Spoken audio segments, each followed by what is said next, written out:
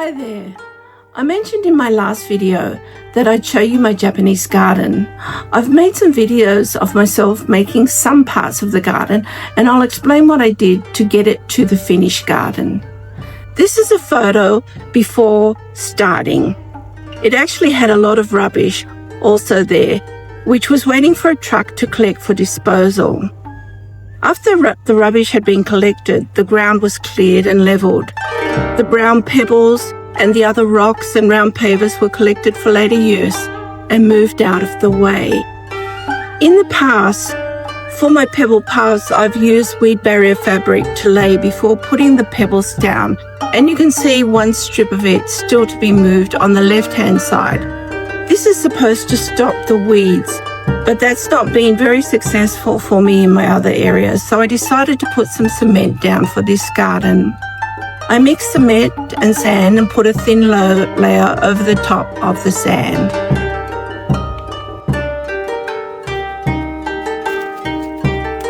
Here I have laid some of the pebble, but then I ran out and needed to go buy some more of both the light and dark pebbles. I actually needed to make 2 buying trips as the stones were too heavy for my car for one trip.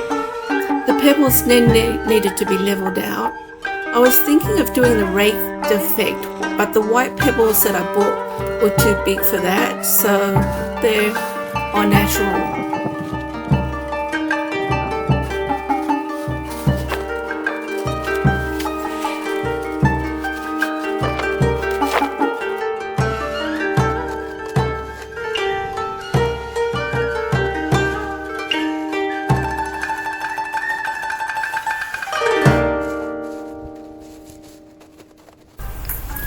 By the way, if you'd like to know how much the cost of the garden was, I'll put a list of the expenses at the end of the video.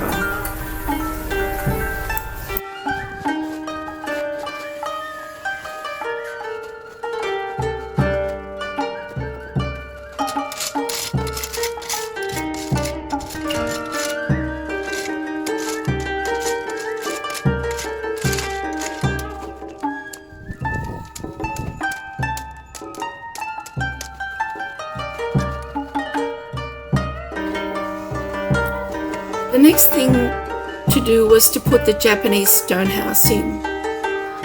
I had to look at my phone to figure out how to put it together, but finally we got it done.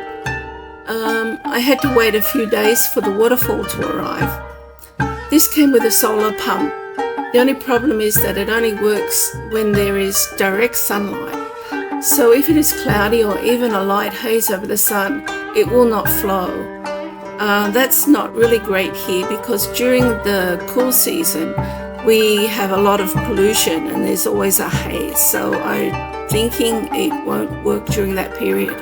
And right now it's the rainy season, so it's cloudy most of the day or on and off most of the day. So let's see how it goes. I might have to end up getting some electricals installed so I can get a pump that works all the time. I also ordered some bamboo panels online from a Thai supplier, and my son helped me to attach them to the fence. Finally, I hung the Japanese goinobori. Please excuse my pronunciation. They're also known as carp streamers. I'm now thinking of painting a mural on the other fence wall. Not sure about my painting skills, but why not give it a go?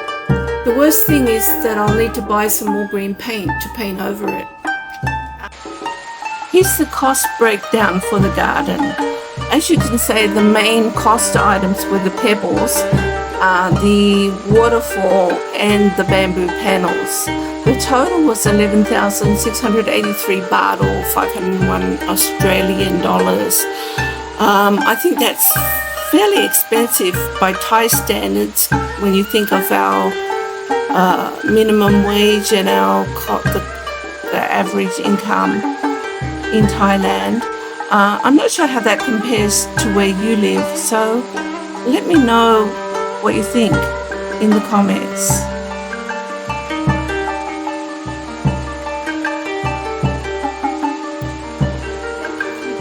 Today in my garden. I hope hope you enjoyed this video, and if so, please hit the like button. If you'd like to follow along and see what else I'm up to, either projects around the house or maybe outings in Bangkok or around Thailand, please hit the subscribe button. For now, I'll be off and saying goodbye, but please have a great day out there. So thank you, and Sawadee Ka from Thailand.